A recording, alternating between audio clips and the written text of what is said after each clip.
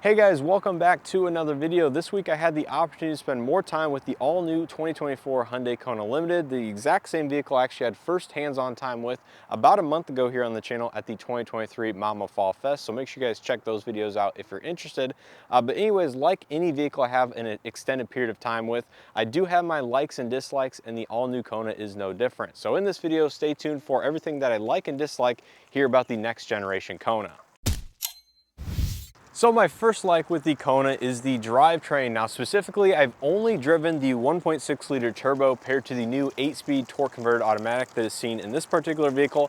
I have not driven the base 2 liter paired to the IVT or CVT type transmission. So I guess my like mainly pertains to this 1.6 liter turbo. Now the Kona's drivetrains are going to be mostly a carryover from the previous generation, both the 2 liter and the 1.6 liter turbo. Obviously there are probably minor tweaks for maybe emissions, federal regulations or something like that, but they make very similar power to the previous generations. But the biggest change for the 1.6 liter turbo is going to be the 8-speed torque converted automatic. And I have to say, after spending a little bit more time with this vehicle, it is a certain improvement over that former 7-speed dual clutch. Again, the exact same transmission I actually have in my personal vehicle, and the 8-speed is much more refined, much more smoother of an experience, and much more what one would expect when driving a vehicle in this category or class. So I have to say, good power out of the 1.6 liter turbo. The throttle response is on point, much better than that of the Kia Seltos in the 2024 model year that I drove at that Mama Fall Fest as well. And I really don't have any major complaints outside of maybe the fuel economy is so-so, as it did go down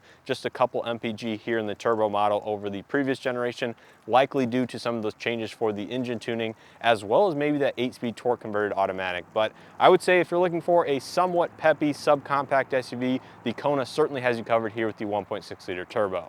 So moving on to my second like about the Kona and the limited trim in specific is going to be the features for the subcompact SUV class of vehicle. The Kona now gains many features that were formerly not available or very rarely found in vehicles, not only in the subcompact space, but in the Kona lineup in general. So the limited gains things like ventilated front seats, a 2-stage heated steering wheel. It already had many nice driver assistance technologies, but expands on those even further. You have remote smart park assist, full LED lighting on the exterior minus the reverse lights, a nice oversized power sunroof, H-Tex leatherette on the inside, and the new dual 12.3-inch digital cluster and infotainment systems, among a host of other features. So if you're shopping for a vehicle in this segment, chances are the Kona Limited in specific has many of the features that are either not available on some of the other competitors or just are first in the segment for these new generation vehicles. So if you're looking for a feature-packed subcompact SUV, the Kona is certainly something to look at, and is certainly one of the leaders in this space. Now my next like with the Kona has to do with the seats and the seating materials. Now the Limited comes standard with the H-Tex leatherette interior, which is a faux or synthetic leather material, so it's not genuine per se, but I have to say the H-Tex is very soft, very pliable, and stays like that in colder conditions, which some of the other genuine leather materials do stiffen up just a little bit. But more specifically, the seat shape in this vehicle is very, very comfortable for many average or even slightly larger individuals.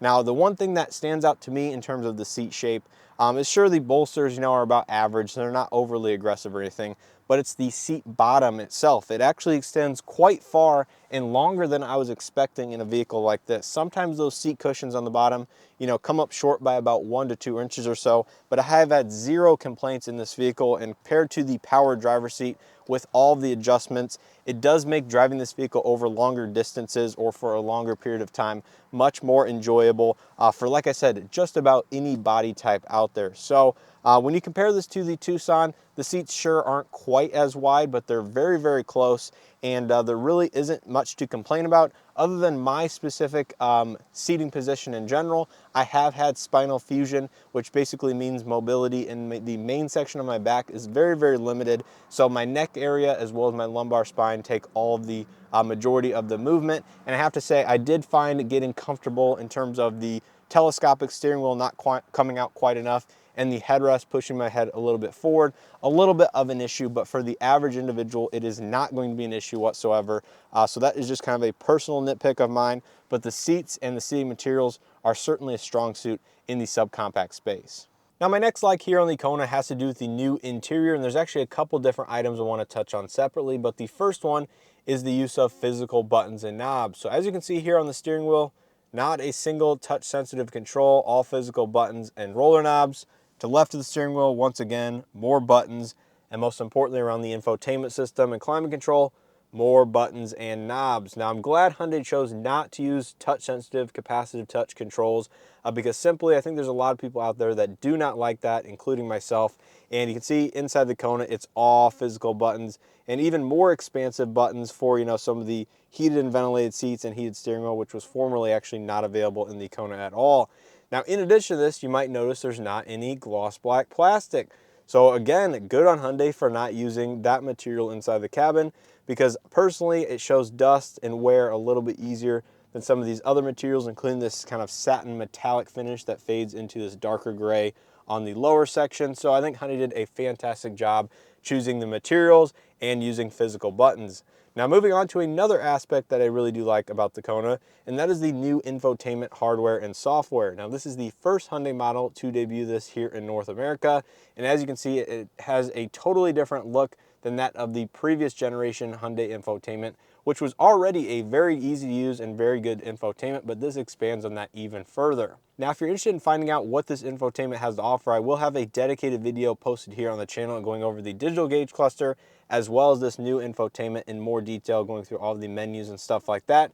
But in short, it has very good layout. You can see all of the main tiles here across the vehicle, and if you swipe, there's even more on the next page. You can rearrange them by holding them down, pressing and dragging, doing all that stuff. It rolls out Hyundai CarPlay, which right now is kind of in its infancy, doesn't have a lot of functionality, but should be expanded in the future, and does support wireless Android Auto and wireless Apple CarPlay via an over-the-air software update here in the very near future. So this is the first infotainment with built-in navigation that will have wireless Android Auto and Apple CarPlay, and that will be rolling out to other models as well, including the Hyundai Sonata for 2024, and I'm sure other vehicles that are updated with this new UI. And finally, my last like on the inside of the Kona actually has to do with something that I've complained about in some of my other Hyundai videos and some of the recent premium audio systems, and that is the premium audio system in this vehicle. This one is made by Bose, and believe it or not, it actually meets my standards, and I think it's quite acceptable for a vehicle in the low $30,000 price point in the subcompact SUV class.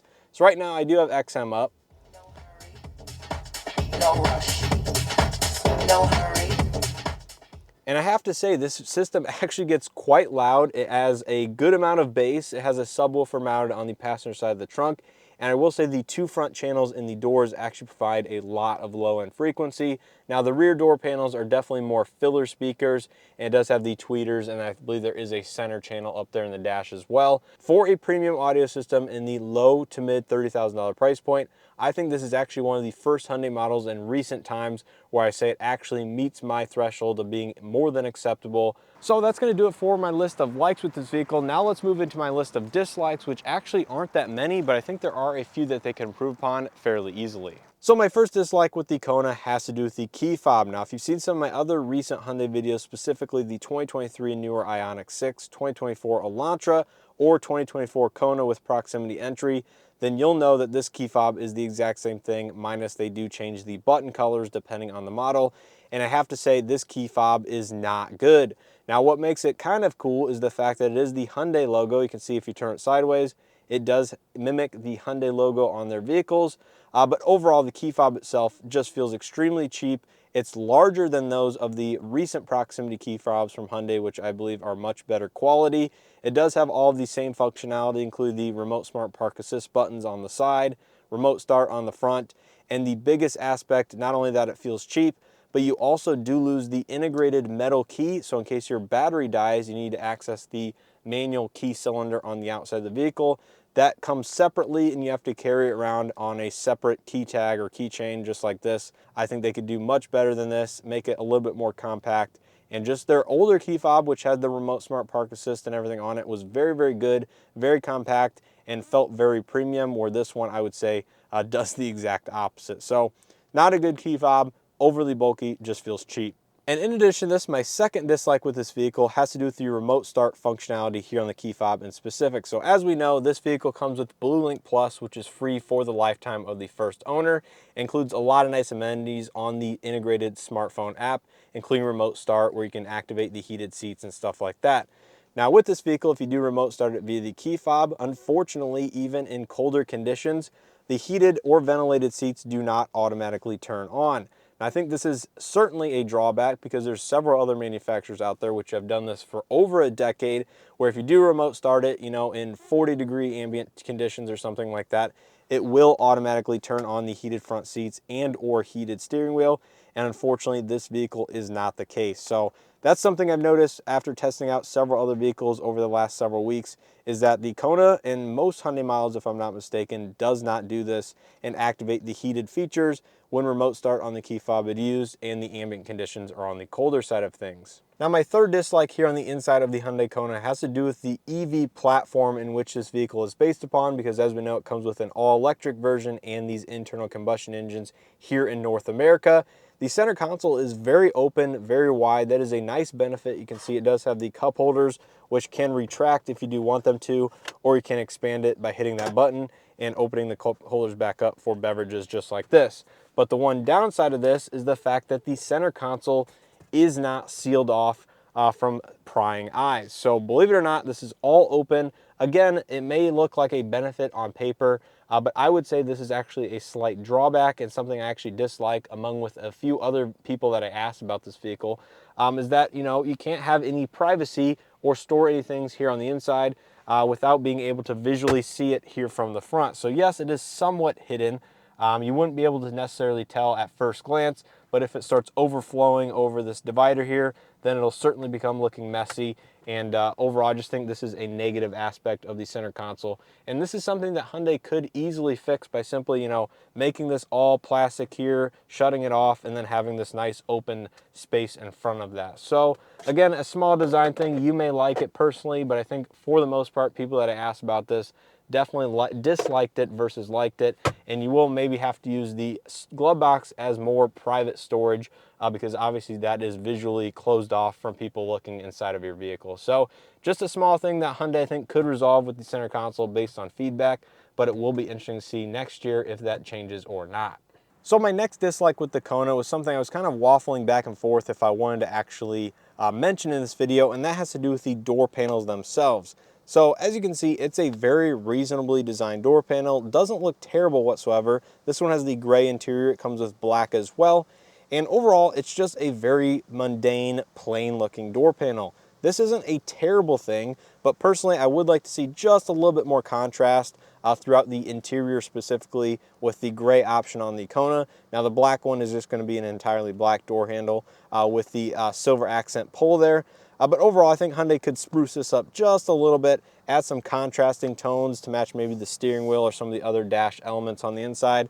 But very minor complaint, not a deal breaker whatsoever. And finally, my last dislike with the Kona has to do with something specific to me and not necessarily something that the average person or buyer out there would come across, and that has to do with the telescopic steering wheel having a smallish range of motion. Now, I haven't actually measured this. Maybe I will after doing this clip and go ahead and insert that here. But overall, it just feels like to me that the telescopic steering wheel in this vehicle has a very limited range of motion. So there you can see it's all the way out. And if I push it all the way in, it maybe has 3 to 4 inches of motion, maybe. I'd have to measure that. But you can see the actual shifter does move with the steering column itself. And I would say it's just a little bit less than it seems like other Hyundai models, including the Tucson that I compared this vehicle with, and maybe even my personal vehicle, the Elantra GT. So if they could improve this, make it come out maybe just another inch and a half, that would make all the difference in making my personal seating position just a little bit more comfortable. And maybe if you have longer legs and stuff like that, it may impact you as well. But I would just say if you're looking at the Kona, make sure you test drive it. Make sure the range of the steering wheel motion is adequate for your approximate driving position and you can get comfortable inside this vehicle. The seating position in this vehicle is a little bit higher than I would like. I would like the seat to move down just a little bit more. I would like the steering wheel to come out just a little bit closer to me, because you are kind of coming down at the pedals rather than, pushing outwards with your feet, if that makes sense. It's not as much of a relaxed seating position versus an upright seating position. That just comes with SUVs and subcompacts like this in general, but I would say the seating position was kind of a little bit of a dislike because it wasn't as comfortable as I'd like it, and just a small negative. But make sure you guys test drive it. look at one in person yourself and see if it's adequate. So I think that's going to do it for everything that I like and dislike about the all-new 2024 Hyundai Kona, specifically here in this limited trim. Hopefully you guys enjoyed this video and or found something helpful. If you did, make sure to hit that like button below. It greatly helps out the channel, these videos. Subscribe if you guys haven't already, and let me know your thoughts down in the comment section below. Is there anything that you agree, disagree with this, or are you cross-shopping this with another subcompact SUV in this class? Certainly always interested to hear which vehicles they think are leaders in the class in which they reside in. As you guys know, I actually had the Crosstrek just last week, and I've driven a couple other subcompacts, including the Kia Seltos, and I have to say the Kona is quite strong competition for those vehicles, but obviously I think there's strong suits of each of them. Some do things a little bit better than others and vice versa, and I have to say the Kona is very well rounded. It might not be the outstanding pick for certain things, maybe such as the driving dynamics and ride quality being a little bit on the softer side of things, but it's certainly not a terrible vehicle, and for the price point at $34,000, about $600 as equipped seen here, it is an outstanding bargain again for what you're getting. So let me know your comments down in the comment section below. As always, I appreciate Hyundai for setting this vehicle out for me to test and review for you guys, and as always, hope to see you guys in the next one.